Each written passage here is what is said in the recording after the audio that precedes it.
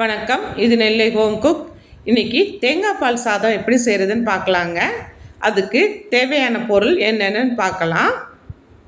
அதுக்கு 2 தேங்காய் எடுத்து துருவி பால் எடுத்து வச்சுருக்கேன். 1 கிலோ ரைஸுக்கு 4 பெரிய வெங்காயம், 3 தக்காளி, புதினா, 5 பச்சை மிளகாங்க, மல்லி, இஞ்சி பூண்டு, உப்பு, பட்டை, கிராம்பு, ஏலக்காய், தேங்காய் எண்ணெய்.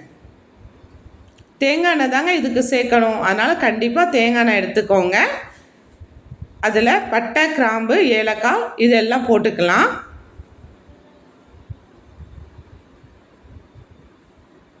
நல்ல பொரியட்டும். இது பிரியாணி இலை நம்ம சொல்லுவோம்லங்க, அந்த இலை தான் நான் இதில் போட்டிருக்கேன். எங்கள் வீட்டில் இருக்குது இது. அதனால் நான் இது நல்ல வாசம் இருக்கும், அதனால் நான் சேர்த்துருக்கேன். இது கூட ஒரு 6 பச்சை மிளகாய் சேர்த்துக்கலாம். பெரிய வெங்காயம் சேர்த்துக்கலாம்.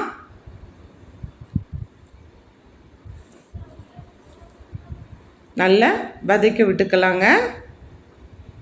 இதுக்கு வதங்கிறதுக்கு கொஞ்சம் உப்பு சேர்த்துக்கலாம். இஞ்சி பூண்டு 1 ஸ்பூன் போதுங்க, நிறைய தேவையில்லை. 1 ஸ்பூன் வாசத்துக்கு நம்ம போடுறோம்.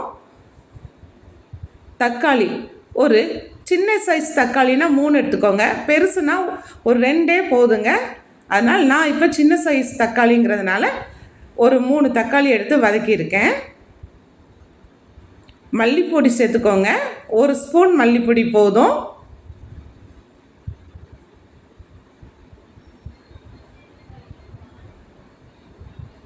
இப்போது நம்ம 1 கிலோ ரைஸை கழுகி ஊற வச்ச அரிசியை நம்ம இது கூட சேர்த்து நல்லா ஃபஸ்ட்டு வதக்கி விட்டுக்கலாங்க. அது கூட புதினா சேர்த்து நல்லா வதக்கி விட்டுக்கலாம். அந்த ரைஸில் இந்த கிரேவி எல்லாம் சேர்ந்து நல்ல வாசத்தை கொடுக்கும். நம்ம நார்மல் ரைஸு தாங்க போட்டிருக்கோம், வேறு ஜீரக சம்பாவோ பாஸ்மதியோ சேர்க்கல, நார்மல் ரைஸ் தான் சேர்த்துருக்கோம். இப்போ நம்ம 2 தேங்காய் எடுத்து பால் வச்சுருக்கோம்லங்க, அது இது கூட சேர்த்து நல்லா கிளறி விட்டுக்கலாம்.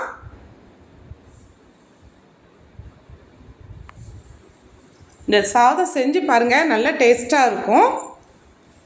இப்போ உப்பு போட்டு நம்ம குக்கரை மூடிடலாம். 1 விசில் விட்டால் போதுங்க. நான் இதுக்கு முட்டை கிரேவி செஞ்சுருக்கேன். நீங்கள் சிக்கன் குழம்போ மட்டன் குழம்போ வச்சு சாப்பிட்டாலும் ரொம்ப டேஸ்ட்டாக இருக்கும். இது தேங்காய் சாதம் பாருங்கள், நல்லா வந்திருக்கு பாருங்கள். நல்ல உதிரியாக இருக்கும் ஃப்ரெண்ட்ஸ். பிடிச்சிருந்தால் லைக் பண்ணுங்கள், ஷேர் பண்ணுங்கள். நன்றி.